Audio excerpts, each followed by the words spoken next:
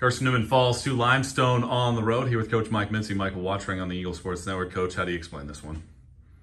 Well, it's like we talked about on Saturday. You know, we had the joy of being the hot team. I think one of my quotes in our interview was, the ball bounced our way. It didn't bounce North Georgia's way, and the day the ball bounced Limestone way, it didn't bounce our way. It's funny how basketball is. It's hard to be consistent, and right now we're just not very consistent with how we're playing.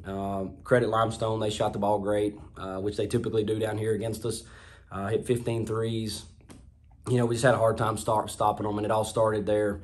I mean, both teams were kind of scoring, but, you know, late in that second quarter when they went on that run, whatever it was, you know, that kind of was the undoing, and we never really could get traction to get really back into the game.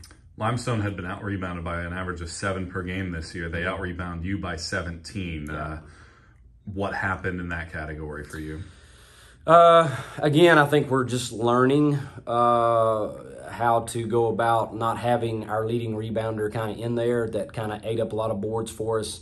We're a different team, obviously, and I think there were some boards we could have gotten, but just weren't aggressive enough to get to it. Some offensive rebounds we gave up that were frustrating that, you know, once they kind of started taking it to us, we looked like a deer in headlights to some degree. And yeah, we kept scoring a little bit, but we just never was stiff enough on the defensive end to rebound or to get stops for that matter. The moments in the game, again, we've talked about this so many times, it feels like this season that the end of the half or at one point in a quarter, you just struggle to score. And that happened 2.5 minutes without points in that second quarter. Can you do anything at a coach at this point in the season to try to get your team to be that more consistent scoring team? You know, we're not the type of team, and I don't really want to be that type of coach that only plays 5 players or 6 players. But we come into the half, and I think we've got 1 point from our bench. You know, you go back to the North Georgia game, everything was beautiful. We had a ton of points from the bench, and everybody was contributing.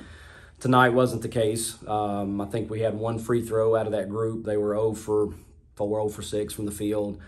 On the other coin, you know, Limestone had points off the bench. I think they had 11, and we found ourselves down 15. So it's real critical that you have to go to your bench. We have to go to our bench. We play a pretty good style of play, up-tempo. So it's just going to be something we have to work on, and we have to continue to build depth. And we can't just rely on a few people to score. We got to get a lot of people involved.